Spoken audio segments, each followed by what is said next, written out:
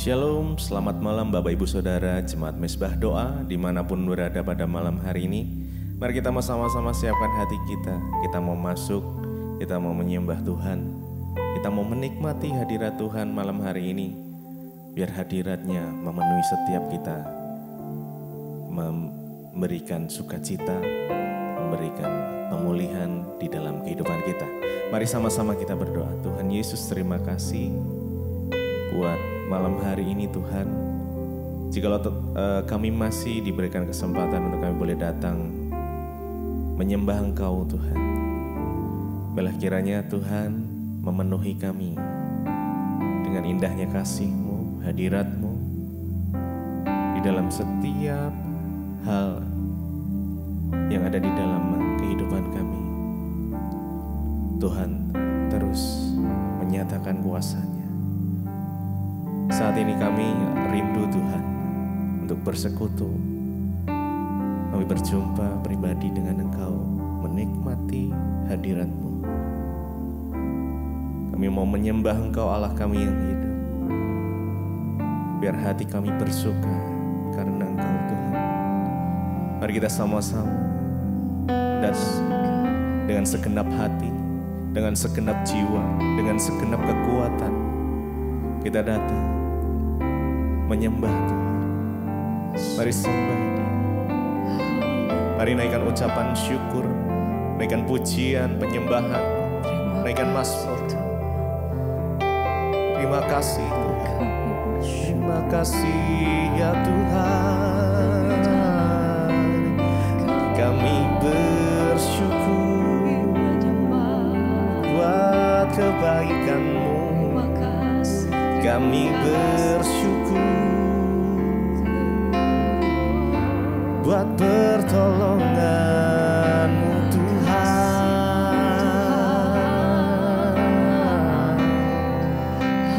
Kami datang menyembah, datang memuji Yesus. Hanya bagi-Mu pujian kami, Yesus. Mari sembah. Engkau ku sembah, Kau yang terindah. Pulihkanku dengan darah-Mu. Engkau ku sembah, Engkau ku sembah Bapa mulia. Seumur hidupku ku mau menyembah-Mu. Engkau ku sembah, Yesus. Kami menyembah-Mu malam ini. Sayang Kau yang layak terima pujian kami. Dengan darah-Mu Engkau ku sembah, Engkau ku sembah Bapa mulia. Seumur hidupku ku mau menyembah-Mu. Ku sembah, Engkau ku sembah, Kau yang terindah. Pulihkanku dengan darah-Mu. Engkau ku sembah, Engkau ku sembah Bapa mulia. Seumur hidupku ku mau menyembah Dia-Mu. Engkau ku sembah, Kau yang terindah. Hanya Engkau ya Tuhan yang layak disembah. Yesus, dengan darah-Mu Engkau ku sembah, Bapa mulia.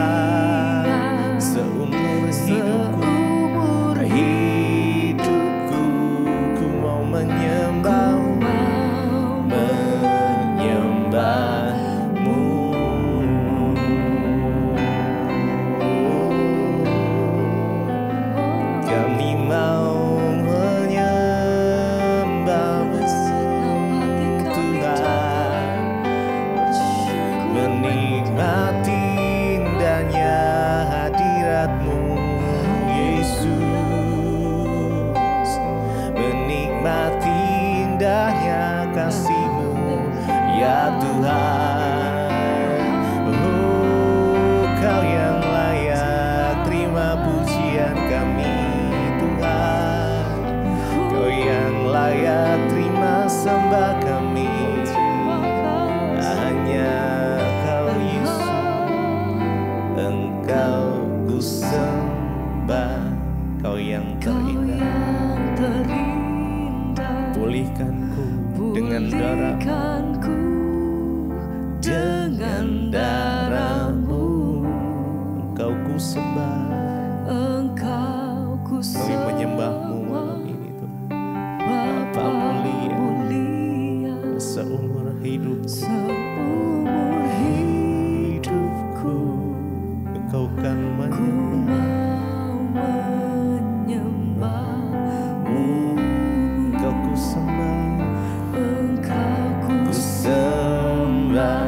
Engkau yang terindah, pulihkanku dengan darah-Mu. Engkau ku sembah, ku sembah. Bapa mulia, seumur hidupku ku mau menyembah-Mu.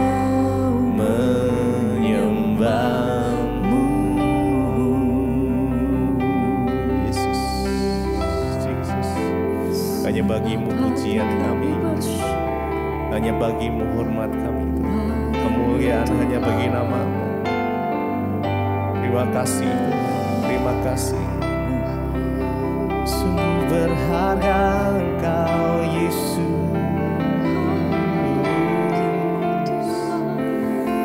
tiada ternilai kasih-Mu Tuhan.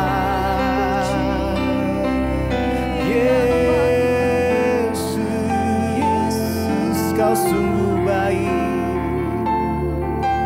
Kau sangat baik. Yesus, Kau segalanya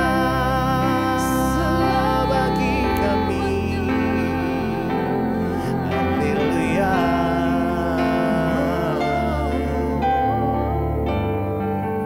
Bagi-Mu Tuhan segala pujian, hormat, kemuliaan, hormat, kemuliaan, tiada ternilai,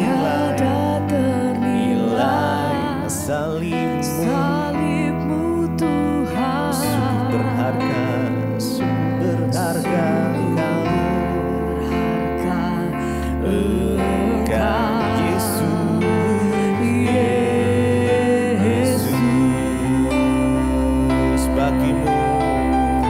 Bagi-Mu Tuhan, Tuhan segala pujian, hormat, kemuliaan, tiada ternilai, salib-Mu Tuhan, sungguh berharga, sungguh berharga. Yesus, Yesus, Bagi-Mu Tuhan, Kau yang layak terima pujian penyembahan kami ya Tuhan. Haleluya. Hormat, kemuliaan, tiada ternilai, salib-Mu Tuhan, sungguh berharga, Engkau. Mari lebih lagi Bagi-Mu Tuhan, Bagi-Mu, Bagi-Mu Tuhan segala pujian, hormat dan kemuliaan, tiada ternilai,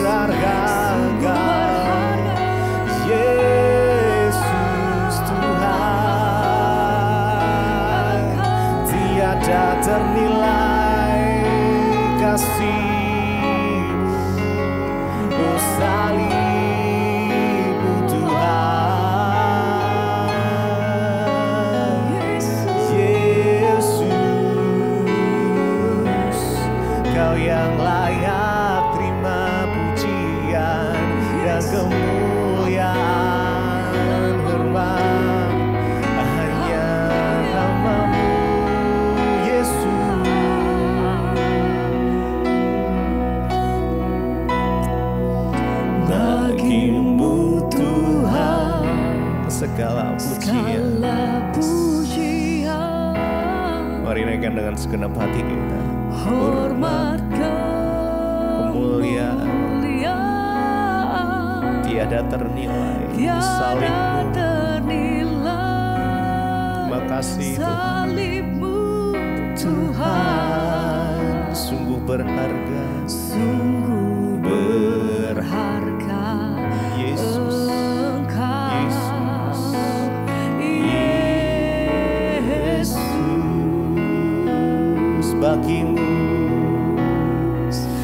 bagimu Tuhan segala pujian, segala hormat, segala kemuliaan, hormat, yes, hanya bagimu, hanya bagimu Yesus, tiada ternilai salibmu Tuhan, sungguh berharga, sungguh berharga Engkau. Lebih lagi bagimu Tuhan,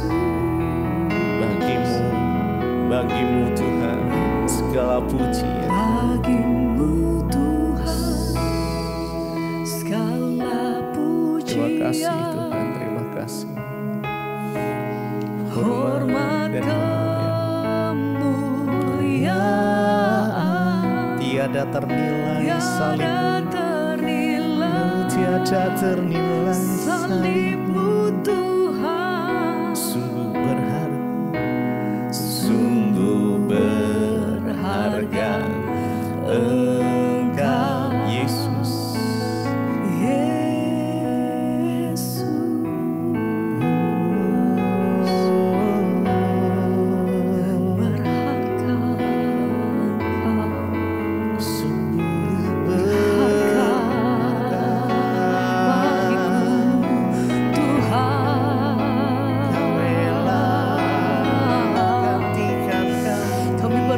Senantiasa Tuhan, oleh karena kasih dan pengorbananmu kami terima keselamatan hari ini Tuhan.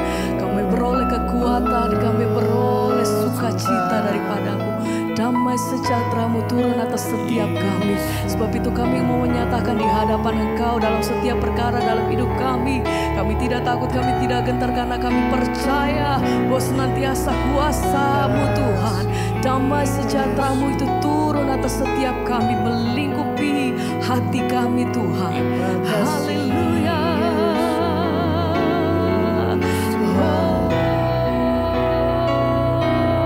Hatiku memuji nama-Mu, jiwaku bermegah. Kami mengangkat setiap tangan kami Tuhan. Angkat tanganku, apapun yang terjadi, apapun yang terjadi dalam setiap kehidupan kami, dalam keadaanku, sukacitaku hanya di dalam-Mu. Hatiku bersuka memuji nama-Mu, jiwaku bermegah. Ku angkat tanganku, apapun yang terjadi dalam keadaanku Tuhan, dalam keadaan kami percaya sukacitaku hanya di dalam-Mu. Hatiku bersuka memuji-Mu, memuji nama-Mu, jiwaku bermegah. Kami mengangkat setiap tangan kami sebagai tanda Tuhan. Kami percaya apapun yang terjadi dalam keadaanku, sukacitaku ya Tuhan hanya di dalam hatiku bersuka memuji nama-Mu, jiwaku bermegah. Ku angkat tanganku, apapun apapun yang terjadi, apapun yang terjadi dalam setiap perkara kami Tuhan, dalam keadaan sukacitaku, mari dengan iman, dengan percaya, nyatakan hatiku bersuka, amin, memuji namamu, jiwaku bermegah. kami mengangkat hati kami Tuhan, Angkat ku tangan, angkat tanganku, apapun yang dalam terjadi keadaanku, dalam keadaan sukacitamu ada di dalammu. Haleluya. Mari dengan iman kami percaya Tuhan, bahwa senantiasa dalam perkara lepas perkara dalam hidup kami Tuhan selalu menyertai hidup kami, selalu ada damai sejahtera-Mu atas kami Tuhan. Sebab itu kami dimampukan, kami disanggupkan, kekuatan-Mu senantiasa menyertai hidup kami sampai hari ini. Terima kasih Tuhan. Oh, mari lagi bersama nyatakan hatiku Bersuka, kami memuji-Mu, memuji namamu, jiwaku bermegah. ku Angkat angkat, tanganku, oh, apapun yang terjadi dalam keadaanku, sukacitaku hanya di dalammu. haleluya. Mari dengan iman katakan Hatiku bersuka, haleluya. memuji namamu, Jiwaku Tuhan, jiwaku bermegah. kami mengangkat setiap hati kami, Angkat tanganku, apapun yang terjadi apapun yang terjadi dalam setiap keadaan kami dalam Tuhan, keadaanku, sukacitaku Tuhan, hanya di dalammu. haleluya. Mari dengan segenap hatimu satu kali lagi bersama nyatakan hatiku bersuka, memuji biar segala namamu, pujian kami hanya bagimu Tuhan. Ku angkat tanganku, apapun yang terjadi dalam setiap keadaan dalam kami, keadaan sukacitaku hanya di dalammu. Satu kali lagi bersama nyatakan oh, Hatiku bersuka, memuji-Mu, memuji namamu, jiwaku bermegah. Ku angkat tanganku, apapun yang dalam terjadi setiap keadaan kami, dalam keadaanku, sukacitaku hanya di dalammu. Jumpa di Mezbah Doa. Biarlah Tuhan anugerah-Mu turun atas setiap kami. Biarlah Tuhan Engkau juga membawa kami semakin hari semakin mengenal rencana dan kehendak-Mu di hidup kami.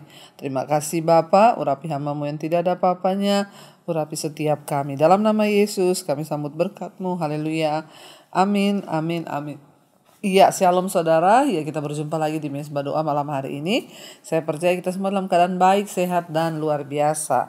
Saya lagi berada di luar kota ya untuk beberapa pelayanan Natal.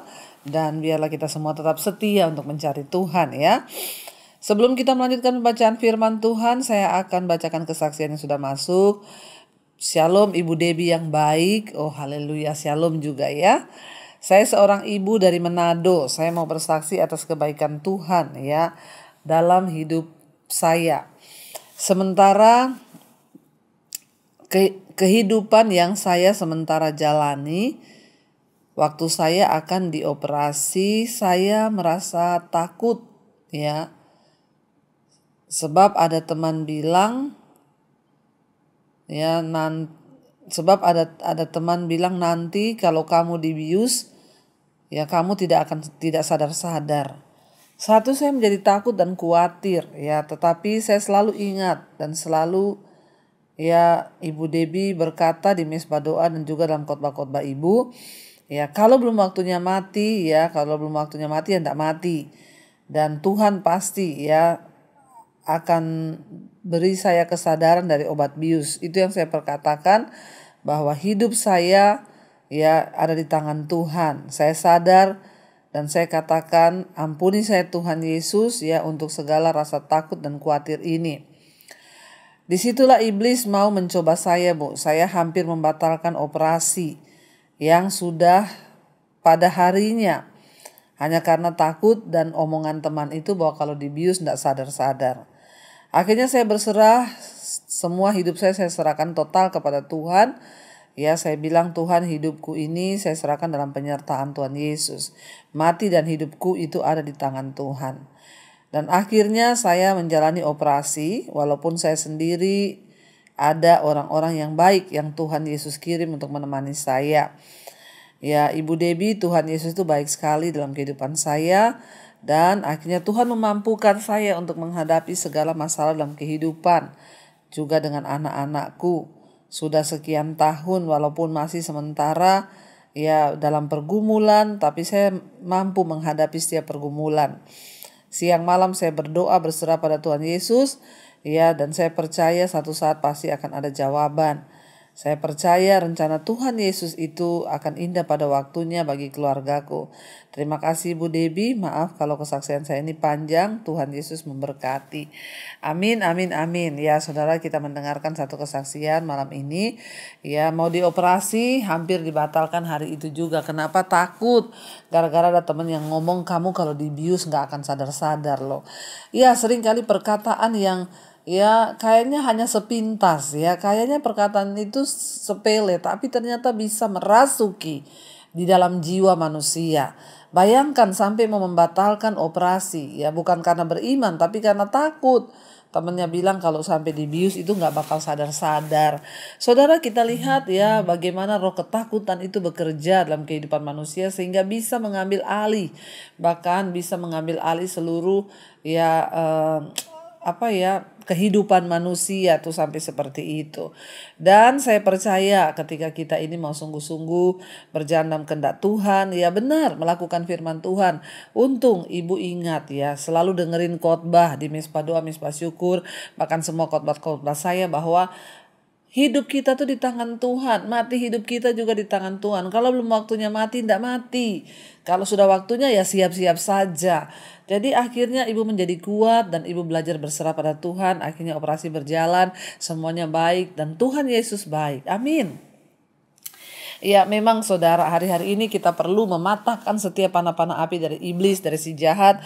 Ya, kita perlu hancurkan semuanya agar hidup kita ini boleh sungguh-sungguh menjadi berkat. Dan jangan sampai iblis mengintimidasi kita, mengalahkan kita, sehingga memanipulasi setiap kehidupan kita dan kita tidak bisa melihat janji-janji Tuhan. Ya, karena itu tetaplah percaya, tetaplah beriman dan perkatakan firman Tuhan. Terima kasih Ibu, ya, buat kesaksiannya. Ya, biarlah kita tuh semua dikuatkan dalam Tuhan. Baik saudara, kita akan melanjutkan. Hari ini kita sudah sampai di 2 Raja-Raja pasal yang ke-16. Ya, kemarin kita sudah membaca tentang riwayat Yotam dan apa yang dilakukannya. Ya, dan semuanya tertulis dalam kitab sejarah Raja-Raja. Kita lanjut 2 Raja-Raja pasal 16. Ahaz Raja Yehuda. Dalam tahun ke-17 zaman Pekah bin Remalia, Ahaz anak Yotam Raja Yehuda menjadi raja. Ahaz berumur 20 tahun pada waktu ia menjadi raja dan 16 tahun lamanya ia memerintah di Yerusalem. Ia tidak melakukan apa yang benar di mata Tuhan Allahnya. Ya, seperti Daud bapa leluhurnya, tetapi ia hidup menurut kelakuan raja-raja Israel. Bahkan dia mempersembahkan anaknya sebagai korban dalam api, sesuai dengan perbuatan keji bangsa-bangsa yang telah dihalau Tuhan dari depan orang Israel. Saudara, sangat mengerikan ketika bangsa Israel moralnya jatuh, merosot. Ya, raja demi raja melakukan apa yang jahat. sampai akhirnya saudara Pekah bin Remalia anak Ahaz sampai akhirnya Ahaz anak Yotam, setelah Yotam mati, ya Ahaz menjadi raja atas Yehuda. Kita tahu padahal kerajaan Yehuda itu rajanya itu takut Tuhan. Ya, tetapi ya yang banyak rusak itu raja Israel ya. Tapi Yehuda itu mereka takut Tuhan. Tapi ketika Ahaz anak Yotam menjadi raja atas Israel, dia melakukan juga yang jahat di mata Tuhan. Bahkan yang paling sangat keji. Ya, dikatakan dia tidak hidup menurut ya ketentuan Tuhan. Bahkan dia mempersembahkan anaknya sebagai korban dalam api, sesuai dengan perbuatan keji bangsa-bangsa yang tidak mengenal Tuhan. Ya, sangat mengerikan ya saudara. Kita lihat di sini gara-gara raja-raja di ya Yehuda tidak menghancurkan kuil-kuil kafir. Ya, mereka membiarkan ya seperti Yotam. Ya, dia juga tidak menghancurkan penyembahan-penyembahan berhala, sehingga ini terus bergulir di bangsa itu. Ya, sampai ketika Ahaz diangkat menjadi raja, ya sudah demikian rusak akhlak dari bangsa itu, sehingga rajanya sendiri mengorbankan anak laki-lakinya kepada dewa kafir. Ini adalah praktik yang dilakukan oleh orang-orang Kanaan yang seharusnya diusir ya orang-orang Israel dari negeri itu. Ya, jadi saudara lihat ya, dari zaman dulu ya sudah terjadi saudara. Ya, orang-orang di Kanaan itu mereka mempersembahkan anak laki-lakinya sendiri kepada dewa. Ya, dan dikatakan di sini akhirnya itu keji di mata Tuhan. Ya, dan itu perbuatan yang sangat ya, memurkai Tuhan. Ia mempersembahkan ya dan membakar korban di bukit ya pengorbanan dan di atas tempat-tempat yang tinggi dan di bawah setiap pohon yang rimbun. Pada waktu itu majulah Rezin raja Aram dan Pekah bin Remalia raja Israel untuk memerangi Yerusalem. Israel sendiri berperang dengan ya Yerusalem, Yehuda, dan mereka mengepung Ahaz, tetapi mereka tidak dapat mengalahkan dia. Pada masa itu Rezin raja Aram mengembalikan Elat kepada Edom. Lalu ia mengusir orang-orang Yehuda dari Elat. Datanglah orang-orang Edom ke Elat dan diam di sana sampai hari ini. Ya, jadi Ahaz menyuruh utusan-utusan kepada Tiglat-Pileser raja Asyur untuk mengatakan, "Aku ini hambamu dan anakmu, majulah dan selamatkanlah aku dari tangan raja Aram dan dari tangan raja Israel yang telah bangkit menyerang aku." Saudara, dikatakan di situ bahwa ya Ahaz ya karena dia melakukan apa yang jahat di mata Tuhan, Tuhan menggerakkan Israel dan Aram ya pada waktu itu untuk menyerang. Pada saat itu Israel dan Aram berada di bawah kekuasaan Asyur. Mereka bergabung untuk melawan Yehuda, raja Ahaz ya, dengan berharap bisa memaksa kerajaan selatan itu untuk turut bergabung bersama mereka memberontak terhadap Asyur dan memperkuat aliansi barat mereka. Tetapi rencana ini memukul balik ketika Raja Ahaz dari Yehuda tanpa diduga meminta bantuan justru kepada Asyur. Ya, jadi dikatakan di sini akhirnya Ahaz mengambil ya perak. Ketika itu Ahaz itu menyuruh utusan pergi pada Raja Asyur untuk mengatakan, "Aku ini hambamu ya dan anakmu, majulah untuk selamatkan aku dari tangan Raja Aram dan dari tangan Raja Israel yang telah bangkit menyerang aku." Tadinya ya Aram dan Israel karena mereka di bawah jajahan Asyur, mereka berharap ya menyerang Yehuda supaya Yehuda bisa bergabung dan takluk kepada mereka untuk bergabung mengalahkan Asyur. Ternyata di luar dugaan mereka Raja Ahaz Yehuda justru pergi ke Asyur untuk meminta bantuan kepada Raja Asyur, saudara. Dan dikatakan di sana ya Ahaz menyuruh utusan-utusannya itu pergi kepada Raja Asyur. Dan Ahaz mengambil perak dan emas yang terdapat dalam rumah Tuhan. Ya, ayat 8. Dia mengambil perak dan emas yang terdapat dalam rumah Tuhan dan dalam perbendaharaan istana raja dan mengirimnya kepada Raja Asyur sebagai persembahan. Maka Raja Asyur mendengarkan permintaannya dan maju melawan Damsyik, merebutnya dan mengangkut penduduknya tertawan ke Kir, tetapi Rezin dibunuhnya. Ya, saudara, kita lihat di sini. Akhirnya ya Ahaz meminta bantuan kepada Raja Asyur dan Raja Asyur mengalahkan Damsyik. Ketika Ahaz pergi ke Damsyik untuk menyampaikan rasa terima kasihnya, saudara, kepada Raja Asyur. Ketika itu Raja Asyur menaklukkan dan dia menemui Tiglat-Pileser Raja Asyur. Raja Ahaz pergi ke sana, tetapi dikatakan dia membunuh Rezin. Ayat 10, sesudah itu pergilah Raja Ahaz menemui Tiglat-Pileser Raja Asyur ke Damsyik. Setelah Raja Ahaz melihat mezbah yang ada di Damsyik, dikirimnyalah kepada Imam Uria ukuran dan bagan mezbah itu menurut buatannya yang tepat. Lalu Imam Uria mendirikan mezbah, dikatakan tepat seperti keterangan yang dikirimkan Raja Ahaz dari Damsyik. Demikianlah dibuat Imam Uria menjelang datangnya Raja Ahaz dari Damsyik. Setelah raja pulang dari Damsyik, maka raja melihat mezbah itu. Lalu mendekatlah raja kepada mezbah itu dan dia naik ke atasnya, membakar korban bakarannya dan korban sajiannya, mencurahkan korban curahan di atas mezbah itu dan menyiramkan darah korban keselamatan kepadanya. 14, tetapi ia menyuruh menggeser mezbah tembaga yang ada di hadapan Tuhan, dari depan rumah Tuhan, dari antara mezbah baru dengan rumah itu, dan menaruhnya di sebelah utara mezbah baru itu. Kemudian Raja Ahaz memerintahkan kepada Imam Uria, bakarlah di atas mezbah besar itu korban bakaran pagi dan korban sajian petang, dan korban bakaran dan korban sajian raja, lagi korban bakaran dan korban sajian, korban-korban curahan besar seluruh rakyat negeri, dan siramkanlah kepadanya segenap darah korban bakaran dan segenap darah korban sembelihan, tetapi mezbah tembaga itu adalah urusanku. Ayat 16, lalu Imam Uria melakukan tepat seperti yang diperintahkan Raja Ahaz. Sesudah itu Raja Ahaz memotong papan penutup kereta penopang dan menyingkirkan bejana pembasuhan dari atasnya juga. Laut itu diturunkannya dari atas lembu tembaga yang mendukungnya dan ditaruhnya di atas alas batu.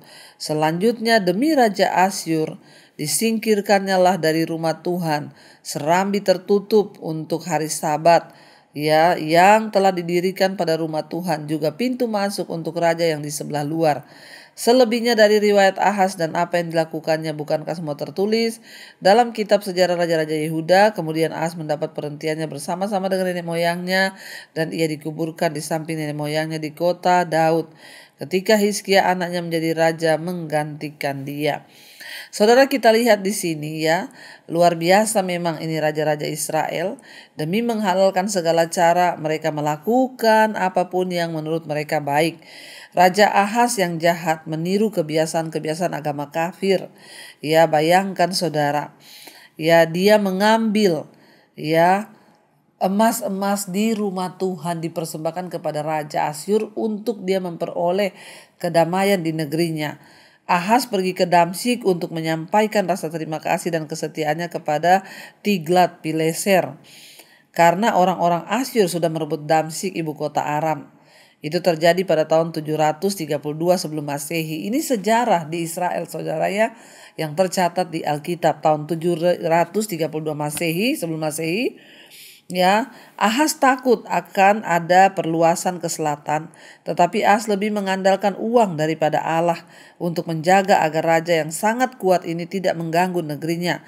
Dan rencananya gagal walaupun Tiglat-Pileser tidak menaklukkan Yehuda.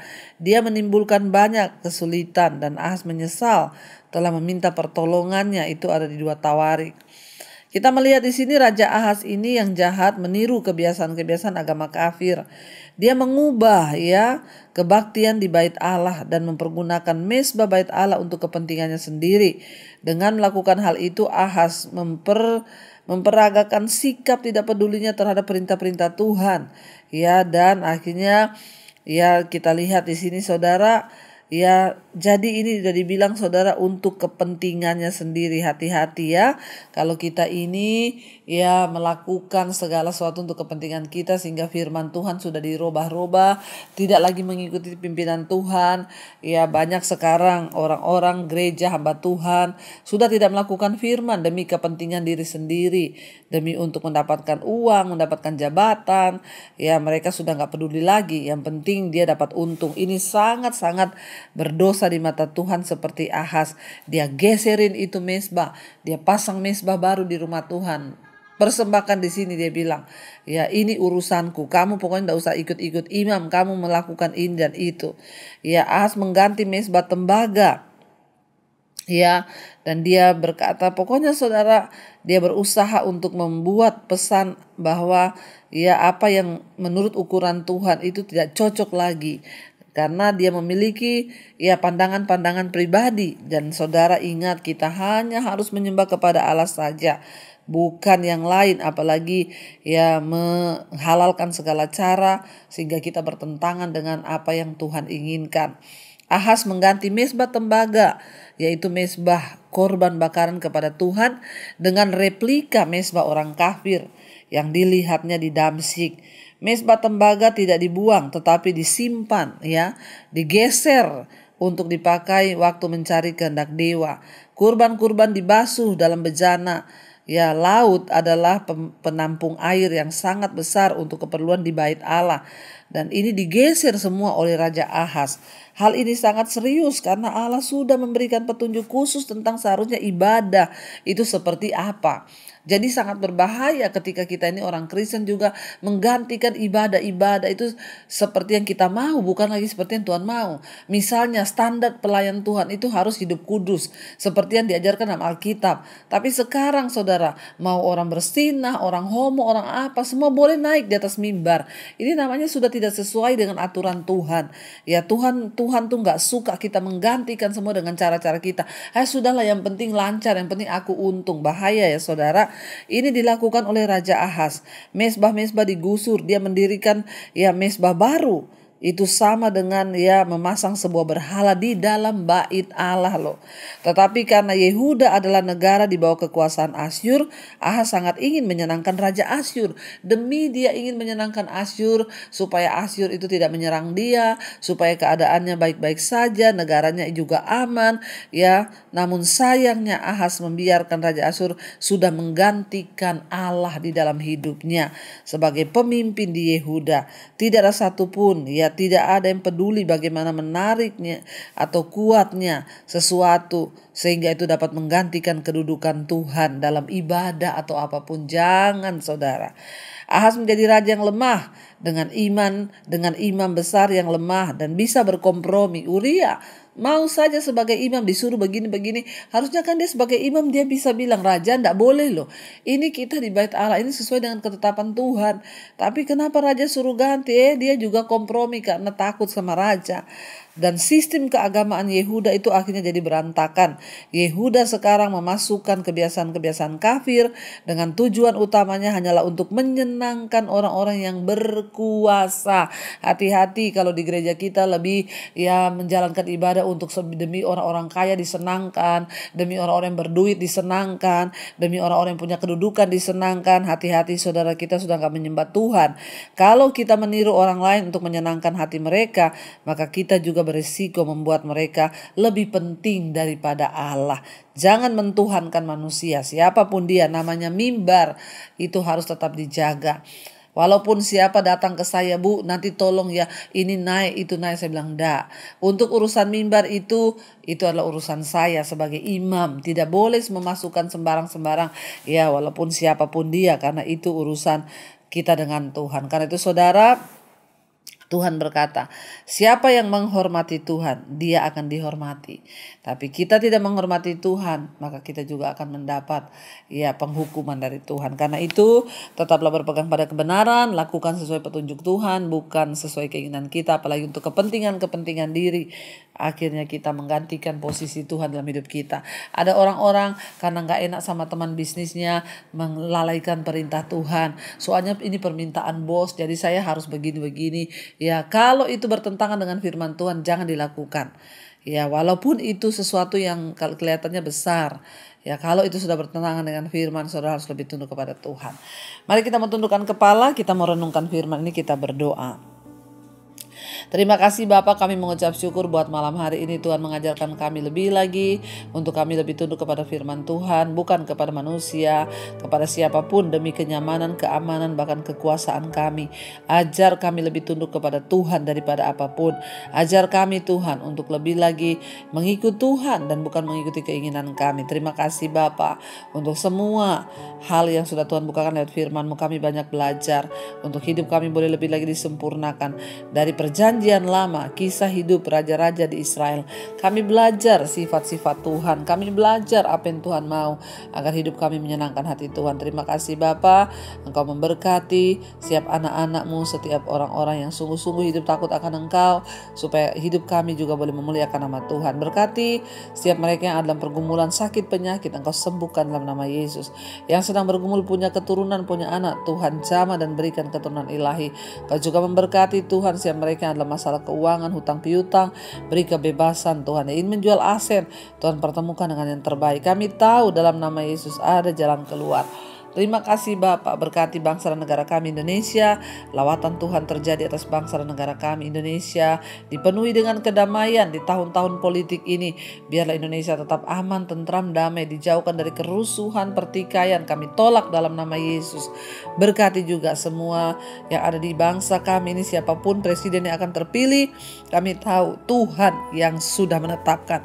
Bagaimanapun usaha manusia, bagaimanapun usaha orang-orang yang dibangun oleh keangkuhan pribadi, kami percaya hanya kehendak Tuhan yang terjadi atas bangsa kami.